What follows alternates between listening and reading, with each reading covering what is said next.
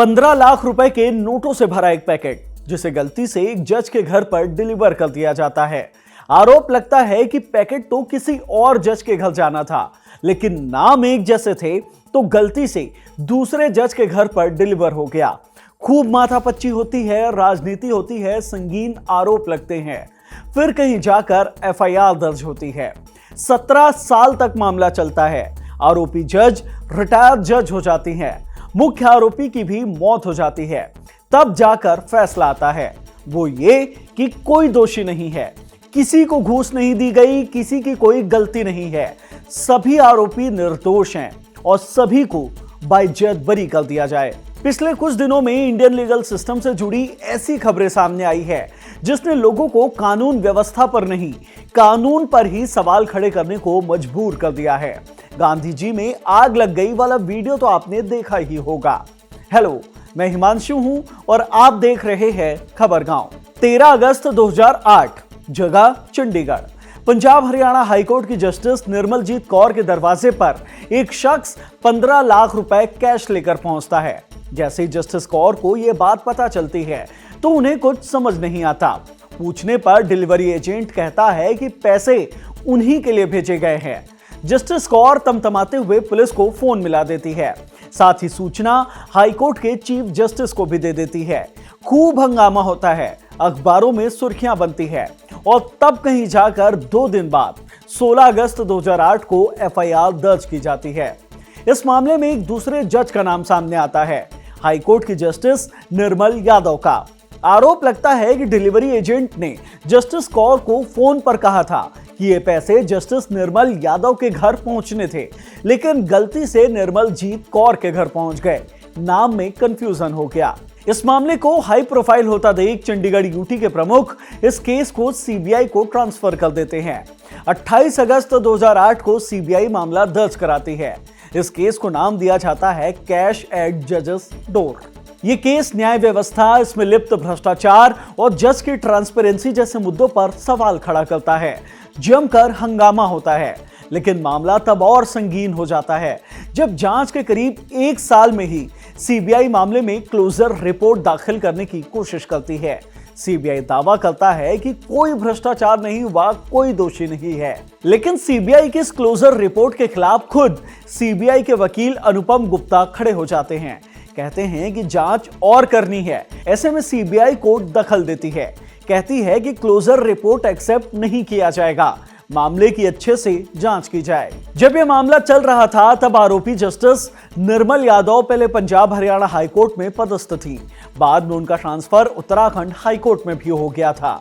ऐसे में एक सिटिंग जस्टिस को आरोपी बनाने के लिए सीबीआई को बहुत जद्दोजहद करनी पड़ती है।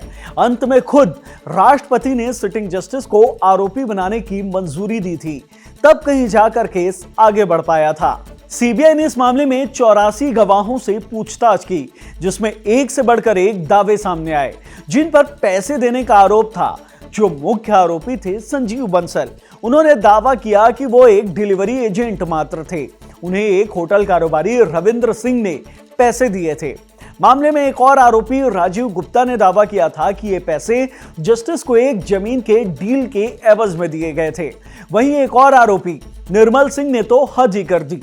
उन्होंने कहा था कि ये पैसे धार्मिक उद्देश्य से दान के लिए दिए गए थे। सीबीआई ने कोर्ट के आदेश पर 5 लोगों को मुख्य आरोपी बनाया। पहले जस्टिस निर्मल यादव को, फिर मुख्य आरोपी बनाए गए संजीव बंसल को, जिन पर पैसे देने का आरोप था। तीसरे और चौथे आरोपी बने निर्मल सिंह और राजीव गुप्ता, जिन्होंने झूठा बयान दिया था। और 5वें आरोपी बने एक क्लर्क प्रकाश राम, जिन्होंने जस्टिस के घर तक पैसे पहुंचाए थे। हालांकि प्रकाश राम के ऊपर से बाद में केस हटा लिया गया, क्योंकि वो अपने अधिकारी के कहने पर ये पैसे लेकर पहुंचे थे, किसी और के इशारे पर काम कर रहे थे। और संजय बंसल की मौत हो गई तो उनका केस भी खत्म कर दिया गया। 17 साल तक ये केस चलता रहा। आए दिन सुनवाई होती, न्याय व्यवस्था और इसकी ट्रांसपेरेंसी पर इस केस को लेकर सवाल उठाए जाते। जिन 84 लोगों की गवाही ली गई थी, उनमें से 69 लोगों के बयान फिर से हुए। हाल ही में कोर्ट के आदेश पर 10 गवाहों से दोबारा पूछताछ की गई और अब जाकर कोर्ट ने अंतिम फैसला सुना दिया है। कोर्ट ने सभी आरोपियों को बाइज्जत बरी कर दिया है। क्यों, ये जानते हैं। सीबीआई स्पेशल कोर्ट की जज अलका मलिक ने अंतिम फैसला सुनाया। बरी किए जाने के पीछे कई तर्क दिए, जो मुख्य रूप से सबूतों के अभाव के कारण हुआ। जस्टिस अलका मलिक ने कहा कि सीबीआई ये साबित नहीं कर पाई कि पैसे वास्तव में न्यायमूर्ति निर्मल यादव को रिश्वत के तौर पर दिए गए थे। कोर्ट ने कहा कि सीबीआई के मुख्य गवाह के तौर पर जिन आर.के. जैन को पेश किया गया था, वो एक न्यायिक अधिकारी हैं और उनके बयान से लगता है कि उन्हें इस केस पर निजी तौर से दिलचस्पी थी।